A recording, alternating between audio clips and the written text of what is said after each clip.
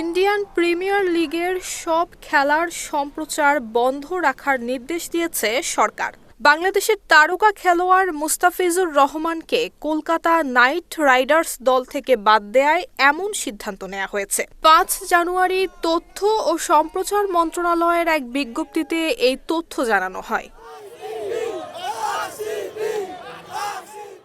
বিজ্ঞপ্তিতে বলা হয়েছে, ভারতীয় ক্রিকেট বোর্ড কর্তৃক আগামী ২৬ মার্চ ২০২৬ থেকে অনুষ্ঠেয় ইন্ডিয়ান প্রিমিয়ার লিগ ক্রিকেট খেলায় বাংলাদেশের তারকা খেলোয়াড় মুস্তাফিজুর রহমানকে কলকাতা নাইট রাইডার্স দল থেকে বাদ দেওয়ার নির্দেশ দৃষ্টিগোচর হয়েছে।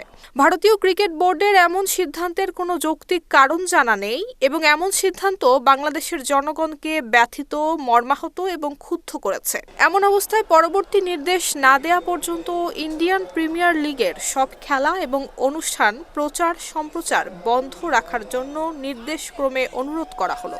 যথাযথ কর্তৃপক্ষের অনুমোদন ক্রমে এবং জনস্বার্থে এই আদেশ জারি করা হলো। সিল্কোর সিল্ক অ্যান্ড শাইন, যাতে আছে আর্গান অয়েল ও ওট প্রোটিনের গুডনেস, যা আপনার চুলকে রাখে হেলদি অ্যান্ড শাইনিং। কয়েকদিন ধরেই বাংলাদেশি পেসার মুস্তাফিজুর রহমানের আসন্ন আইপিএলে খেলা নিয়ে আলোচনা ছিল তুঙ্গে।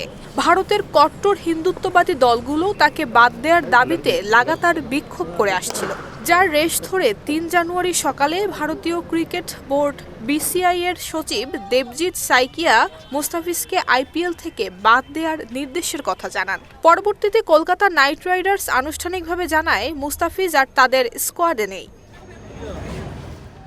নুসরাত জাহান মেহেক, ঢাকা পোস্ট।